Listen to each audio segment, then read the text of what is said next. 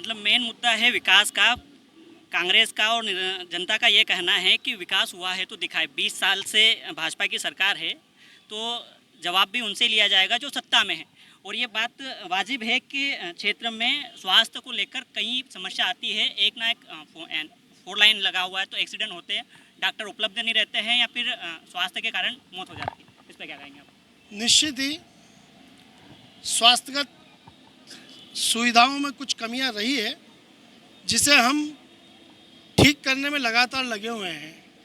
2018 में आपके सामने जो ये बिल्डिंग बनी हुई है स्वास्थ्य विभाग की, 2 करोड़ की लागत से माननीय पूर्व विधायक जी की बदौलत ही यहाँ पर नगर को मिली है। और जैसा कि मेरे साथी जो अपने आप को एक आम नागरिक बताते हैं किंतु कभी किसी दल की कभी किसी निर्दलीय की पोस्टें लगातार फेसबुक और दूसरे सोशल अकाउंटों पर डालते रहते हैं, उनको आँख से इस क्षेत्र का विकास नहीं दिखता है। 2004 में जब मैं इस बेटमा नगर में आया था तब मुझे अच्छे से याद था कि यहाँ से रतलाम जाने में 10 घंटे लगते थे। कई लोग जो यहाँ से इंडस्ट्रियल एरिया घाटा बिल्लोद में नौकरी करते थे वो यहाँ से टिफ़िन लेके जाते थे तो रास्ते में ही खाना खा लेते थे, अपनी ड्यूटी पे ही नहीं पहुँच पाते थे। यहाँ से देपालपुर जो हमारी तहसील मुख्यालय है वहाँ जाने में 2 घंटे 2.5 घंटे लगते थे। प्रतिदिन यहाँ पर आवागमन में समस्या होती थी। यहाँ से जो इंडस्ट्रियल एरिया बेटमा का जो सागौर कुटी लगता है वहाँ जाने के निरंतर साधन नहीं थे। हमारे पास में आसपास में रोडों की कनेक्टिविटी नहीं थी, चाहे वो रंगवासा चले जाओ, चाहे अपने अटायड़ा चले जाओ, चाहे अपने रोलाए चले जाओ, चाहे आप कालासुरा चले जाओ, सारी रोडों की स्थिति बिल्कुल ऊँट के मुँह में जी रही थी। तभी तो दिग्विजय सिंह जी को मिस्टर बंटा ढाल कहा गया था इस प्रदेश में। इतना बहुमत और इतना जनमत इस देपालपुर विधानसभा की जनता और इस प्रदेश की जनता कोई बेवकूफ़ न है, कोई भी विपक्षी दल इसको बेवकूफ़ समझने की कोशिश न करे। लगातार प्रति चुनाव में भारतीय जनता पार्टी की लोकप्रियता बढ़ती गई है। और यदि ये बात कर रहे हैं कि पिछली बार 15 महीने की सरकार रही तो उस सरकार में भी वोट प्रतिशत भारतीय जनता पार्टी का इनसे 0.50 ज़्यादा था।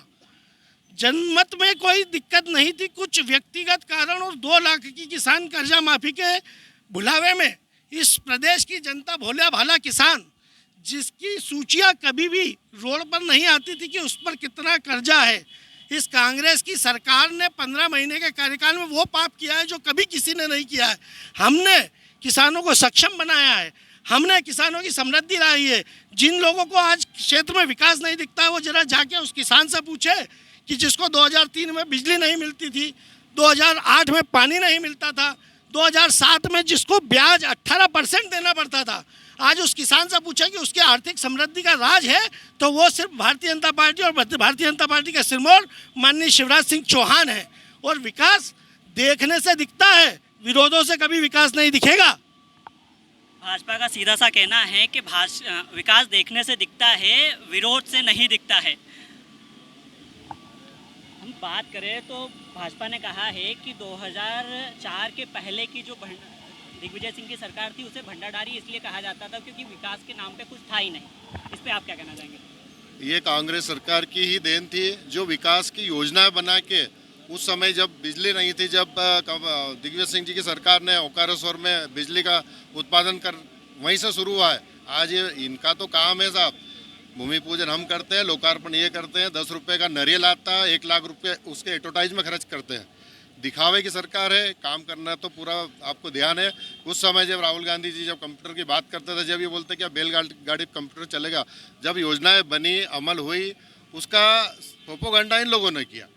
और उसके विज्ञापन के लिए आज भी आप पेपरों में उठा के देखो, काम नहीं होते उसके पहले विज्ञापन, सारे पेपर के फ्रंट पेज पे विज्ञापन, पूरे पेज हर पेपर के भरे हुए आएंगे।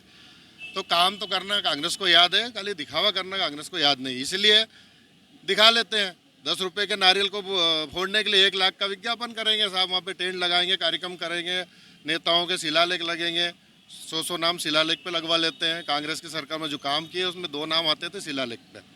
तो काम करके कांग्रेस लोग कहते नहीं थे कि हमने ये किया वो किया। अभी यहाँ तो काम होता नहीं है, नारियल फोड़ने आएंगे, लिखा देंगे साहब हमने काम किया है। बहुत सारे काम है। मेट्रो कांग्रेस की देन है, जो मेट्रो अभी चल रहा। महाकाल लोक कमलनाथ जी की देन है, उसका तो प्रूफ है, उसको भी भुना लिया था। वो तो अच्छा हुआ कि उसमें आ गया अपने टीवी में, तो लोगों को पता लगा कि महाकाल लोक किसने बनाया, जबकि उसको भी भुना चुके थे कि साहब हमने बनाया महाकाल लोक। और किसानों की समृद्धि। अब देश आज़ाद हुआ, जब किसानों की क्या हालत थी, उस समय न तो बिजली के कोई नाम पे कोई गाँव में कंडील लगते थे, जब कांग्रेस लाई थी वो बिजली। सड़कों की जब नींव नहीं थी, जो नींव बनाना बड़ी बात होती है, नींव के ऊपर बिल्डिंग बनाना बड़ी बात नहीं होती है। नींव तो कांग्रेस नहीं दी है भाई, आप वो ठीक है, उसके ऊपर रोड पे रोड बनाया जाओ, वो थोड़ी दिखेगा। जब उस समय कुछ समझते नहीं थे, जंगल होते थे, वहाँ से नर्मदा की योजना, किस समय जब इंदौर में नर्मदा का पानी पी रहे थे लोग, ये आज भी कोई से पूछोगे तो वो तो आज ही कहेंगे साहब बीजेपी ने बनाई। जब उस समय नर्मदा को लाना बहुत बड़ी बात थी, कोई सोच भी नहीं सकता था कि नर्मदा इतने पहाड़ों पे चढ़ के इंदौर में पानी पिला लेंगे शहर को।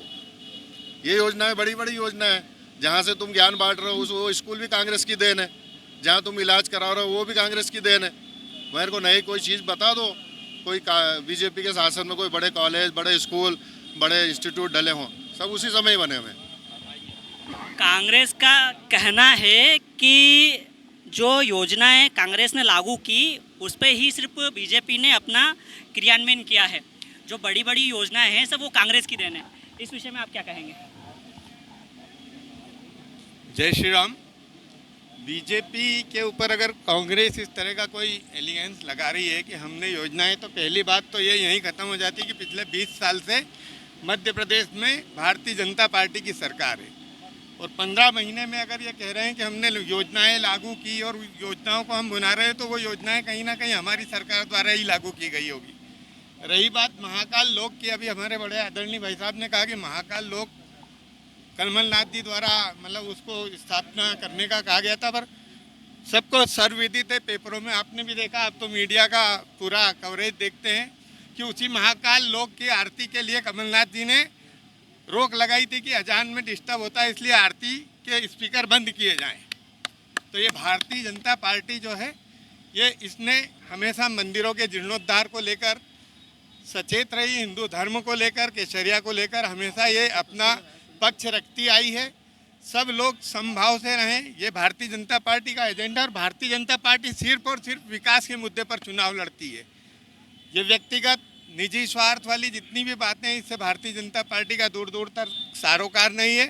सर्वविदित है कि राष्ट्रीय स्तर से लेकर प्रदेश स्तर तक, माननीय मोदी जी से लेकर शिवराज जी तक, यहाँ पर 467 ऐसी योजनाएं चल रही है जो गरीबों के लिए, किसानों के लिए, माता बहनों के लिए, उज्ज्वला योजना के तहत, या लाडली लक्ष्मी बहना या लाडली बहना, इस तरह की कई सारी योजनाएं जो हितकारी है।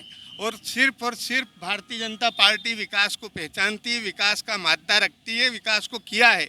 और इस तहसील में, देपालपुर तहसील में भी जो हमारे पूर्व विधायक माननीय मनोज निर्भय सिंह जी पटेल द्वारा कई विकास की सौगातें इस पूरे क्षेत्र को दी गई है, जिसमें नर्मदा का लाइन पाइप लाकर और खेतों की सिंचाई का कार्य हो, या फिर इस पूरे क्षेत्र को सभी गांवों में रोड बनाने का कार्य हो, रोड के अंदर नाली निर्माण से लेकर किसी नगर परिषद के क्रियान्वयन में जितने कार्य आते हैं उन सब का कार्य हो। अगर कोई कार्य करना चाहता है, विकास करना चाहता है, तो वो सिर्फ भारतीय जनता पार्टी, और इसी मुद्दे पर यहाँ पर चुनाव हो रहा है।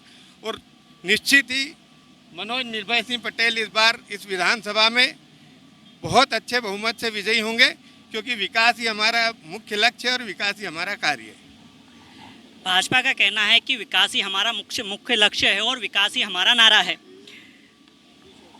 भाजपा हो या कांग्रेस, दोनों ही विकास की बातें भी कर रही है और पूर्ण रूप से अपना प्रतिनिधि बनाने की बात भी कर रही है। जनता इस विषय में क्या सोचती है, कितना विकास देपालपुर विधानसभा में हुआ है और इस बार जनता किसे अपना प्रतिनिधि चुन पाएगी, क्या सोचते हैं आप? देखिए, देपालपुर की जनता जनार्दन इस बार अच्छे से समझ चुकी है कि दोनों ही विधायक, मैं तो कांग्रेस का भी कहूँगा और भारतीय जनता पार्टी का भी कहूँगा, दोनों ने देपालपुर की जनता को केवल बेवकूफ़ बनाया है, इसके अलावा कुछ नहीं करा है। ये जैसा कि अभी भाजपा के वरिष्ठ नेता है काबरा जी, इन्होंने इनके वक्तव्य में क्या बोला आपने भी सुना कि देपालपुर की जनता से गलती हुई है। मनोज पटेल को यदि उन्होंने हराया तो देपालपुर की जनता से भूल हुई है। मतलब जनाधार को नहीं मान रहे हैं। जनाधार यदि वोट देकर किसी को जिता रहा है तो उसको नकार रहे हैं, क्या बोल रहे हैं, भूल हुई है। जबकि वही मनोज पटेल पिछले 2 बार चुनाव जीते, 2 बार चुनाव हारे और ये 5वीं बार उनका चुनाव है। यदि 2 बार यदि वो चुनाव जीते हैं तो 10 साल तो वो विधायक रहे हैं, और 10 साल में बेटमा एक ऐसा गढ़ है उनका जहाँ से वो हमेशा जीतते आए हैं। आज तक आंख बंद करके बेटमा के लोगों ने भारतीय जनता पार्टी को वोट दिया है। पिछले कई सालों से वोट देते आ रहे हैं, लेकिन यहाँ के अस्पताल की व्यवस्था, आप खुद अच्छे पत्रकार हो, आप खुद वहाँ पर अस्पताल की व्यवस्था बताते हो, ये खुद मान रहा है कि अस्पताल में हमने कुछ नहीं करा है। एक बिल्डिंग बनाकर छोड़ दी, बाकी लावारिस छोड़ दिया। ना तो वहाँ पर डॉक्टर है, ना तो अच्छी मशीनें हैं, कुछ भी नहीं। ये खुद मानते हैं, अभी इन्होंने इनके मुंह से ही कहा है।